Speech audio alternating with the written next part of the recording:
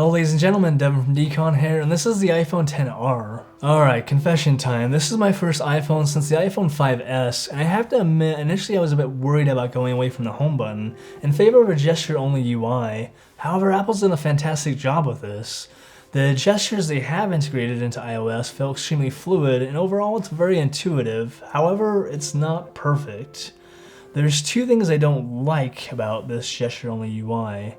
The first is the swipe to unlock. So I've been with Android for the past 4 or 5 years, and more specifically the V30 from LG, and they have a touch sensor on the back of the phone where you just press your finger against it and the phone unlocks. Whereas with the iPhone, you have to look at your screen, activate Face ID, and then it just stops. If you were to do nothing from this point forward, your phone will just stay on the lock screen, and you have to physically press your finger against the screen and swipe upward to unlock your phone. I understand why Apple does this. They want you to have access to your notifications without actually going into your phone. However, this just seems very unintuitive to me, and actually it's a bit of a step backwards. It would be nice if you had the option just to turn this feature off in the settings.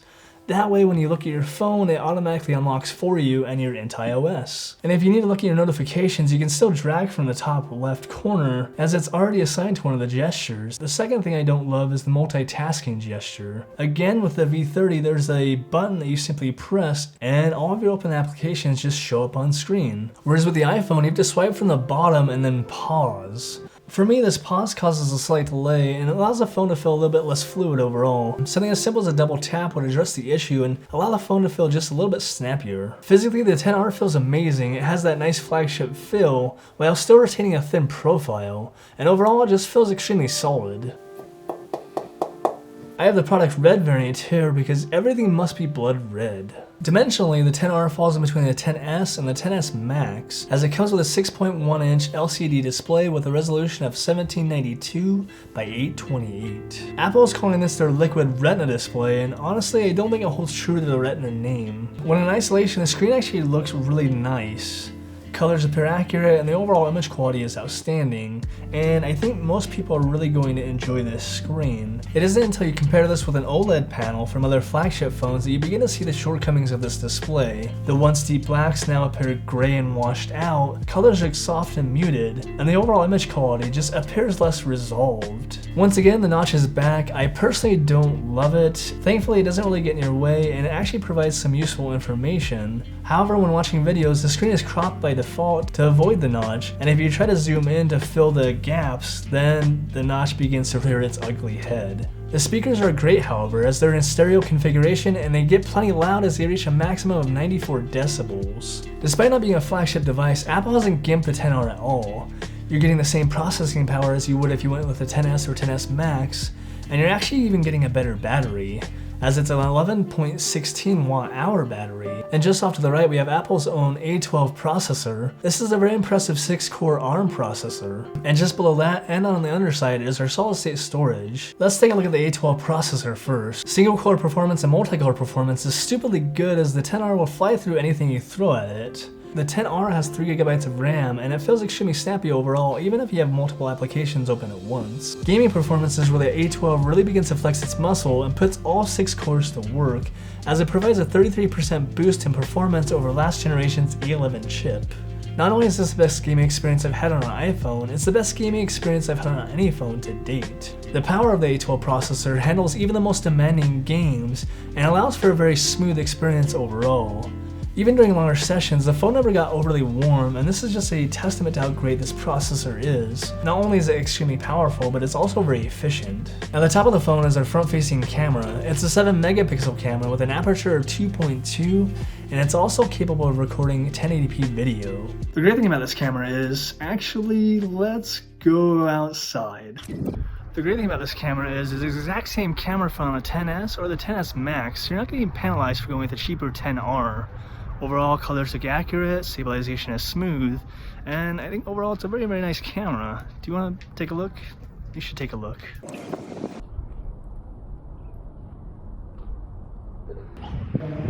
And during the nighttime, colors still appear fairly accurate, although some details get lost in the shadows. Overall, I think it looks very, very nice for nighttime shooting.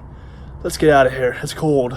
Unlike the front-facing camera, the rear camera isn't the same as its older siblings. Instead of a dual camera setup, we only have one camera here, as it's a 12 megapixel camera with an aperture of 1.8. Like its older siblings, however, the XR is capable of recording up to 4K video and also able to capture slow motion footage as well. The iPhone XR is an excellent point-and-shoot camera, and it's about on par with the XS in terms of image quality.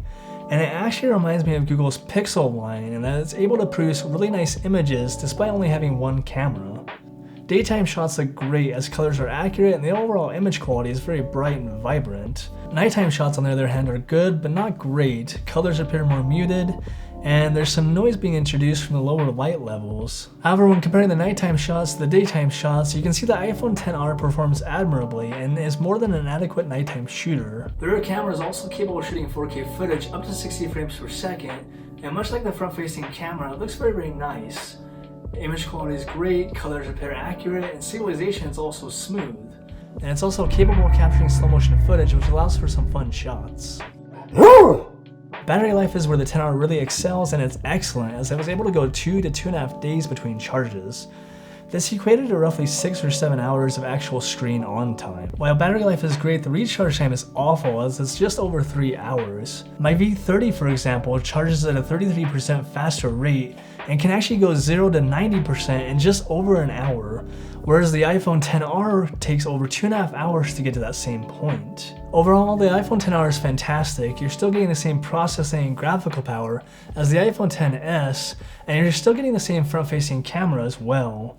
Despite only having one camera on the rear, it's still one of the best shooters you can get today, and the iPhone XR overall maintains that nice flagship feel despite being $250 cheaper than the iPhone XS. That lower price does come at a cost, however, as the screen is slightly inferior than other flagship models, but I think that's something that most users can get by with. Well, that's going to wrap up this video. I hope you found it useful. If you did, please send me your likes. If you enjoy my content, send me your subs. And as always, thank you for stopping by. I'll see you next time.